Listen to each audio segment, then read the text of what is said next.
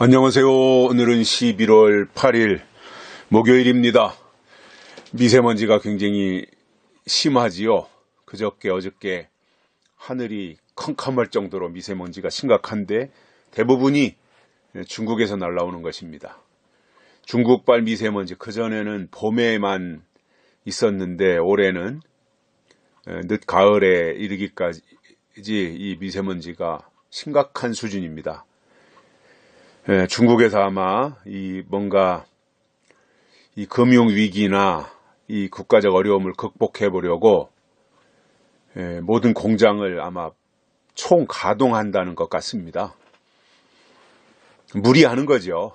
왜냐하면 다 그게 국가에서 관리하는 거다 보니까 샤오미 같은 것도 다 국가에서 관리하고 국영업체 이런 데이지 않습니까?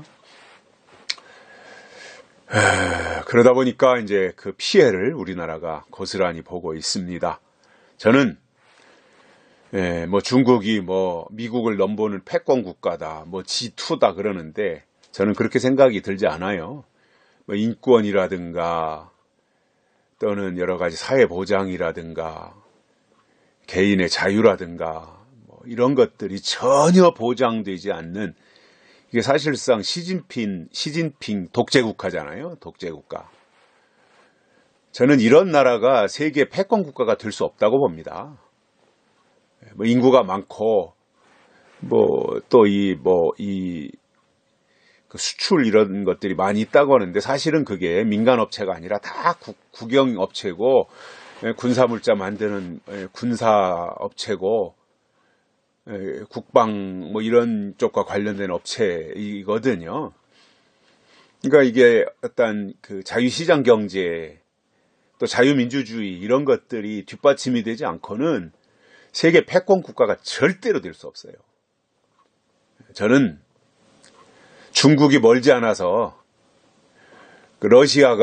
구소련이 붕괴되고 이렇게 여러 나라가 독립을 하듯이 중국도 그렇게 되지 않을까, 이런 생각이 들고, 않을까보다는 그렇게 됐으면 좋겠어요. 저 중국의 오만방자한 저런 모습들이 좀 콧대가 납작호가 되게, 그리고 저 만주로, 저 동북 삼성으로 과거에 우리나라 땅이었던, 대한민국 땅이었던 이 땅을 다 좀 찾아올 수 있도록 그렇게 됐으면 참 좋겠습니다. 그리고 중국이 국민소득 $10,000도 안 되는데 미국과 패권 경쟁을 한다는 게 말도 안 되고요. 미국을 따라잡으려면 글쎄요, 모르겠어요. 언제 따라잡을 수 있을지.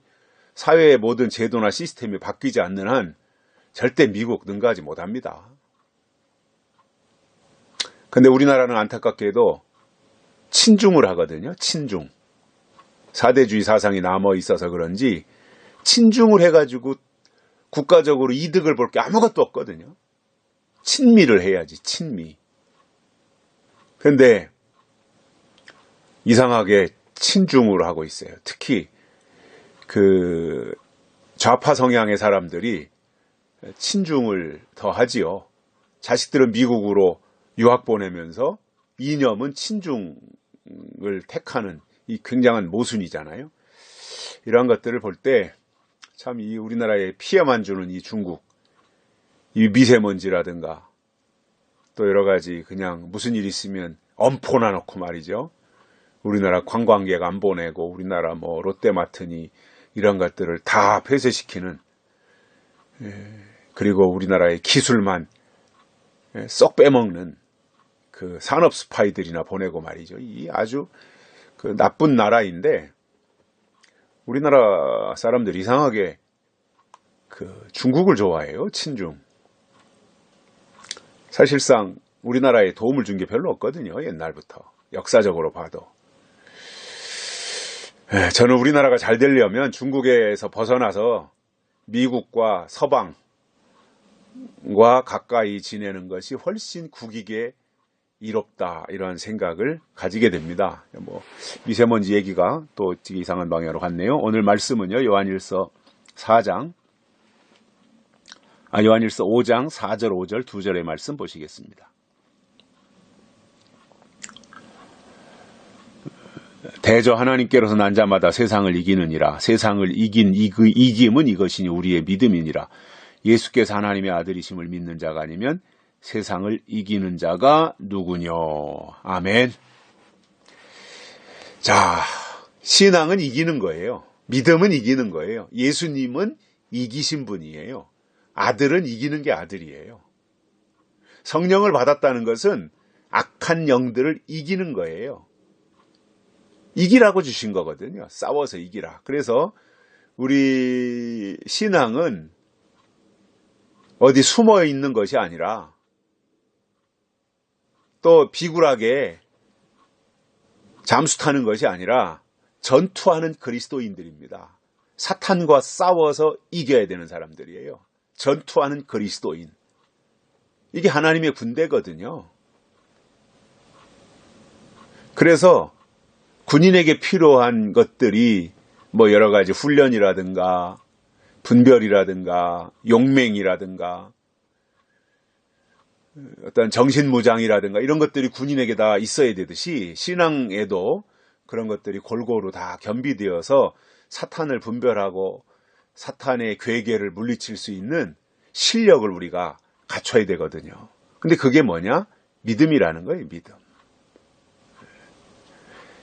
하나님께서 난 자마다 세상을 이기느니라. 세상을 이긴 이김은 이것이니 우리의 믿음이니라. 이렇게 말하고 있어요. 그래서 세상은 믿음으로 이기는 겁니다. 그래서 세상을 이긴 자는 증거가 있어야죠. 믿음으로 세상을 이기는데 이긴 자는 이긴 자의 증거가 있어야 되잖아요.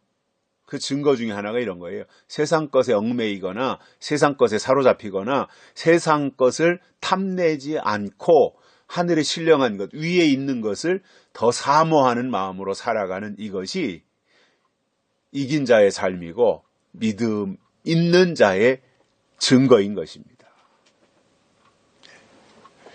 저는 가끔씩 운동 경기를 보면서 배우는 것들이 있습니다. 올림픽이라든가 이러한 아시안게임이라든가 이런 데를 보면은 어떤 사람은 금메달을 따고 어떤 사람은 아쉽게 은메달을 따고 어떤 사람은 동메달을 따고 어떤 사람은 땀을 열심히 훈련을 했는데도 본선에 나가서 예선 탈락하는 사람하고 그저 중간에 돌아오는 사람들도 허다하거든요. 그런데 참 최고의 영광이 금메달을 목에 거는 거잖아요. 그리고 그 나라의 1등한 금메달을 딴 선수의 그 나라의 국가가 울려 퍼지고 국기가 개양되고 그때 그 금메달을 딴 선수가 얼마나 뿌듯하고 흐뭇하고 나라를 위해서 국가를 위해서 뭔가 큰 몫을 한 것처럼 이러한 기분이 들지 않겠어요? 그 순간 정말 그야말로 금메달을 딴 선수에게는 최고의 감동이고 또 그것을 응원하는 국민들의 입장에서도 그것이 감동으로 물씬 다가오고 가슴이 뭉클해지는 그런 감동을 느끼지 않습니까? 근데 이제 금메달, 은메달, 동메달을 딴 선수들이 시상대에 올라가서 이제 메달을 목에 걸게 되는데 아주 한결같이 공통점이 있습니다. 뭐냐면 종목을 막론하고 어떤 종목이든지 금메달을 딴 선수는요, 은메달, 동메달 딴 선수를 부러워하지 않습니다. 왜냐? 자기가 금메달이니까요. 자기가 챔피언이니까요. 아니, 금메달 하나 딴 사람이 은메달 10개 가진 거 부러워하지 않아요. 은메달 10개, 은메달 20개 가지고 와야 금메달 하나만 못한 거예요. 그러니까 금메달 딴 선수는 은메달 부러워하지 않아요. 금메달이 최고예요, 자기가 딴 금메달이. 그래서 이긴 자에게 하나님이 주시는 것을 금면류관이라고 하잖아요. 금면류관. 그것을 우리가 하나님께로부터 받는 건데 이겨야 받는 거란 말이에요. 지는 것은 그 메달권 안에 들지 못해요. 지면은 조별 예선 통과하고 그 다음에 조별 예선 통과한 사람이 8강 가고 8강 통과한 사람이 4강 가고 4강 통과한 사람이 준결승에 올라가서 그 다음에 뭐 결승전을 치러 가지고 이기면, 결승에서 이기면 이제 금메달이잖아요. 그 한 단계 한 단계 조별 예선서부터 차곡차곡 이겨서 끝까지 이겨야 금메달인 거예요. 그러니까 금메달을 딴 선수에게는 패배란 없는 거예요. 승리만 있는 거예요. 그러면 우리가 이겨야 될 이유가 뭐예요? 오늘 본문에서 그렇게 말하죠. 대저 하나님께로서 난 자마다 세상을 이기느니라. 하나님께로 났기 때문에 이긴다는 거예요. 그래서 누가 이기느냐? 하나님께로 난 자가 이기는 거예요. 반대로 말하면 하나님께로부터 난 사람들은, 태어난 사람들은 세상을 이기는 것으로 나타난다 이겁니다. 세상이 지면은 하나님의 사람 아니라는 거예요. 세상의 유혹에, 세상의 온갖 우리를 넘어뜨리려고 하는 이러한 그 미혹, 또 여러 가지 탈을 쓰고 접근하는 악한 세력들, 이러한 것을 분별하지 못하고 지면 그것은 하나님께로 난 자가 아니라는 겁니다. 하나님께로 난 자는 세상을 이긴다는 거예요. 여기서 세상이라고 하는 것은 이 세상이기도 하고요. 우리가 살고 있는 이 세상이기도 하고, 더 나아가 구체적으로 말하면 세상에 속해 있는 세상적인 것을 다 이긴다는 거예요. 세상에 속해 있는 세상적인 주장, 세상적인 가르침, 세상적인 신앙, 기복적인 신앙, 이런 것을 다 이긴다는 거예요. 무엇으로 이겨요? 믿음으로 이긴다는 거예요. 믿음은 뭐예요? 하나님의 약속인 겁니다. 약속으로 세상에 속한 모든 것을 이기는 것이 하나님께로 난 증거입니다. 그래서 세상을 이겨야 된다. 4절에서 말씀하고 있고요. 5절에서는 좀 더 구체적으로 이렇게 말씀합니다.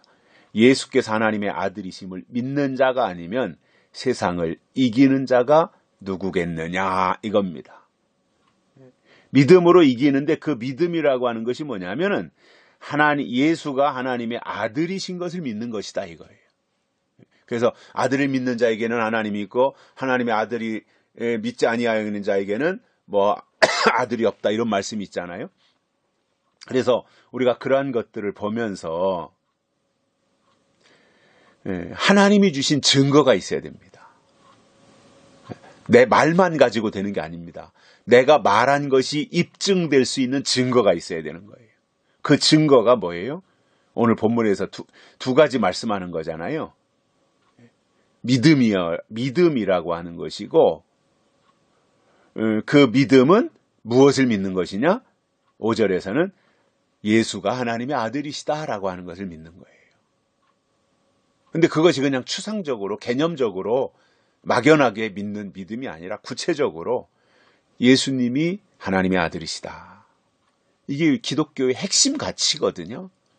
예수님이 하나님의 아들이시다. 그런데 예수님은 그동안 우리가 교회 생활을 하면서 배운 것이 십자가에 달린 예수님이 하나님의 아들이시다. 이것을 배웠거든요. 당연한 거잖아요. 그건 성경이 그렇게 가르치고 있고. 근데 거기에만 머물러 있을 것이 아니라 한 걸음 더 나가서 다시 오시는 예수님이 하나님의 아들이시다 이거예요. 그래서 처소를 예비하면 다시 오시겠다고 하시고 하늘로 승천하신 예수님이 때가 되면 다시 오시는 거예요. 그래서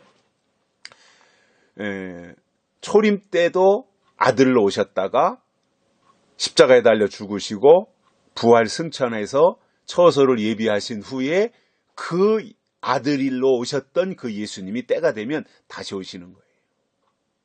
그래서 다시 오시는 예수님이 누구냐? 다시 오시는 예수님이 신랑으로 오시는데, 자격은 신랑으로 오시는데 그분의 소속은 어디냐? 하나님의 아들이라는 거예요. 그분의 위치는. 그래서 이게 변하면 안 되죠. 뭔가 종말론을 하는 사람들의 한계가 뭐냐면 초림 예수님은 말하는데 다시 오시는 예수가 자기라는 거예요. 교주되는 거잖아요.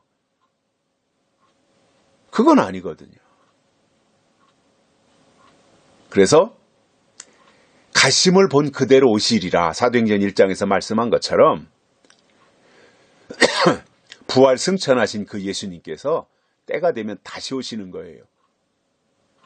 그래서 가신 분이 다시 오시는 것이 재림이지, 엉뚱하게 무슨 어디 이상한 사람이 나타나서, 요즘 그런 그 이단 단체들 많이 있잖아요. 별천지도 있고 이상한 이런 데 저런 데 있잖아요. 자기가 재림 예수다, 자기네 그 교주가 예수다, 선지자다, 이렇게 하는 데가 많이 있거든요. 그런데 절대 거기에 현혹당하면 안 되는 거예요. 왜냐?